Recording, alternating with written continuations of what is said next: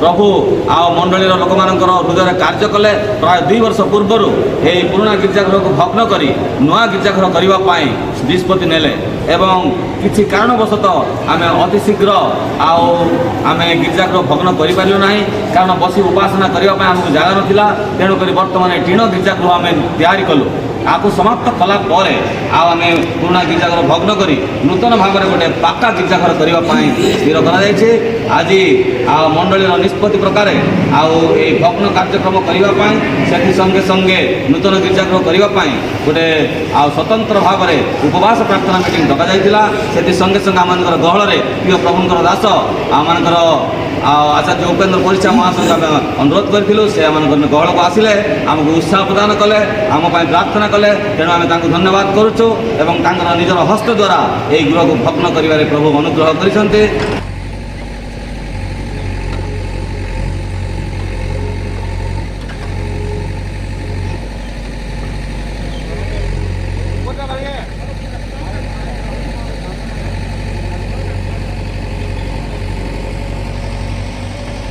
करबू ना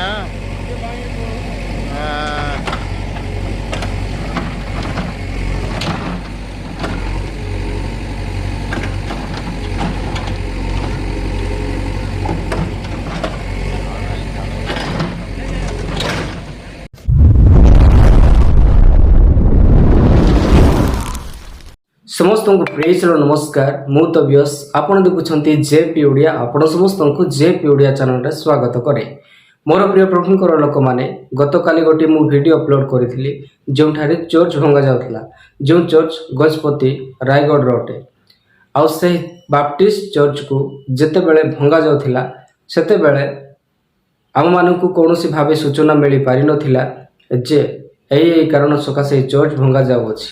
अचानक यूट्यूब रे गोटे वीडियो भाइराल हेबाकु लागुथिला जोठारे कि गोटे चर्च को भंगा जाउथिला रायगढ़ चर्च को से बाप्टिस्ट चर्च को जिते बेले भंगा जाउथिला सेठारे कौनसी सूचना दिया जाय नथिला ओके आउ सेते बेले अनेक लोक माने दुख प्रकाश करथिले आ मु मध्य दुखित थिली जेहेतु मो जने प्रभुंकर दास आ गोटे चर्च को गृह को भांगिबा केते कष्टकर होई थाए ताहा मु जानि पारि अछि कारण आमे मध्य माने चर्च बिल्डिंग स्टैंड करिछु आ प्रभुंकर सेवा कार्य करिछु आउ सेठारे अनेक लोक मानकर आखिर लुह दान एही सब विषय रही अछि सो एही समस्त विषय को मु स्मरण करे मु दुख करूथिले किंतु आज मानक सूचना मिलिला जे सेठारे से माने पुनर्बार चर्च को निर्माण करूछन्ते आउ विश्वासी माने मध्य परमेश्वर को राज्य निमंते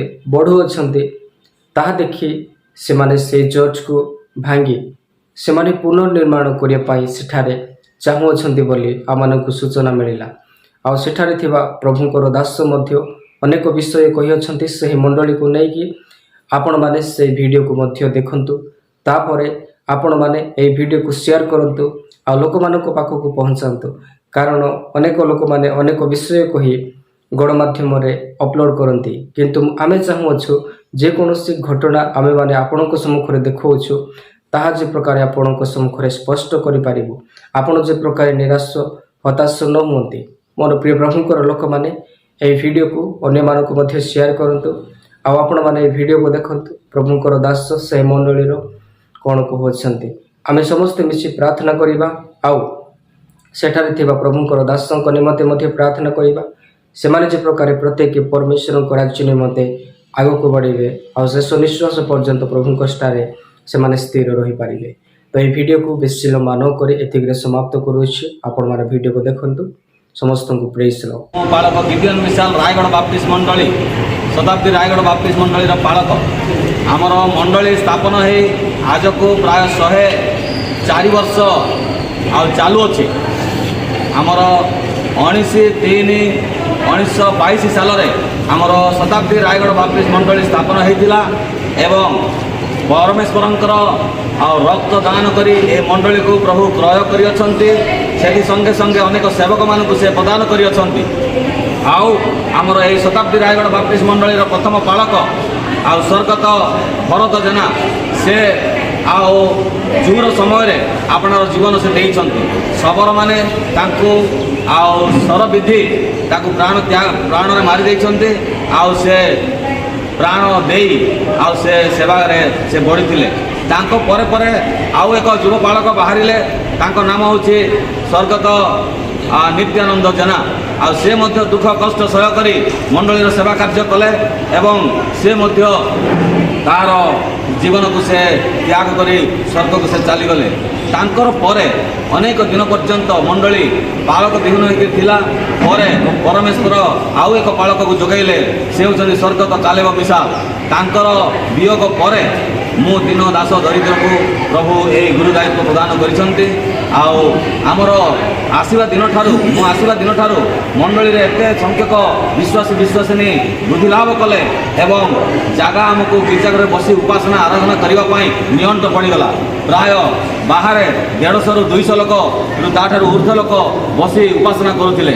ଆଉ ପ୍ରାୟ 12 ବର୍ଷ ହେବ ସବୁ ପର୍ବପର୍ବାଣୀ ସମୟରେ ଆମର ଏହି ମଣ୍ଡପରେ ସବୁବେଳେ ଟେଣ୍ଟ ଲଗେଇକିରି ଆମେ ଉପାସନା ଆରାଧନା କରୁଥିଲୁ।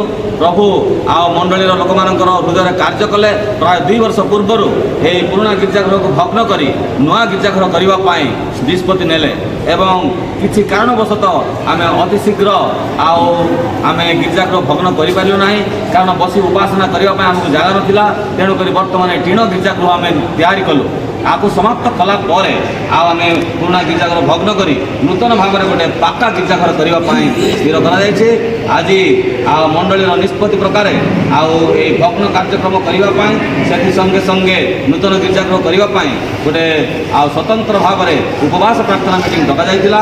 ସେଥି ସଙ୍ଗେ ଆମମାନଙ୍କର ଗହଳରେ ପ୍ରିୟ ପ୍ରଭୁଙ୍କର ଦାସ ଆମମାନଙ୍କର ଆଉ ଆଚାର୍ଯ୍ୟ ଉପେନ୍ଦ୍ର ପରିଚା ମହାସଂଘ ଆମେ ଅନୁରୋଧ କରିଥିଲୁ। ସେ ଆମମାନଙ୍କର ଗହଳକୁ ଆସିଲେ, ଆମକୁ ଉତ୍ସାହ ପ୍ରଦାନ କଲେ, ଆମ ପାଇଁ ପ୍ରାର୍ଥନା କଲେ। ତେଣୁ ଆମେ ତାଙ୍କୁ ଧନ୍ୟବାଦ କରୁଛୁ ଏବଂ ତାଙ୍କର ନିଜର ହସ୍ତ ଦ୍ୱାରା ଏହି ଗୃହକୁ ଭଗ୍ନ କରିବାରେ ପ୍ରଭୁ ଅନୁଗ୍ରହ କରିଛନ୍ତି। ତେଣୁକରି ଆମେ ବିଶେଷ ଆଜି ଆନନ୍ଦିତ। ପ୍ରଭୁ ମଣ୍ଡଳୀକୁ ଅନୁଗ୍ରହ କରନ୍ତୁ। ଏହି ଗିର୍ଜାଗୃହକୁ ଭଗ୍ନ କରି ନୂତନ ଏକ ପାକା ଘର ଆଉ ଯେ ପ୍ରକାର ଆମେ ତୋଳିପାରିବୁ, ଏଥିପାଇଁ ଆପଣମାନଙ୍କୁ ପ୍ରତ୍ୟେକଙ୍କୁ ହାତ ଯୋଡ଼ି ମୁଁ ପ୍ରଣାମ କରି ଆଉ ଅନୁରୋଧ କରୁଛି, ଦୟାପୂର୍ବକ ମଣ୍ଡଳୀ ସକାଶେ ପ୍ରାର୍ଥନା କରନ୍ତୁ ଏବଂ ଆପଣମାନଙ୍କର ସାହାଯ୍ୟର ହସ୍ତ ମଧ୍ୟ ବଢ଼ାଇ ପ୍ରଭୁଙ୍କର ଆଶୀର୍ବାଦର ଅଂଶ ହୁଅନ୍ତୁ। ଧନ୍ୟବାଦ ସମସ୍ତଙ୍କୁ, ନମସ୍କାର। हर लाइक हर कमेंट की कीमत हमेशा रहेगी हमारी पहचान। मिलेगा प्यार मिलेगी दुआ, ये सफर यूं ही चलेगा। प्रभु को महिमा मिले आप सभी ऐसे ही साथ बने रहे। जय मसीह की।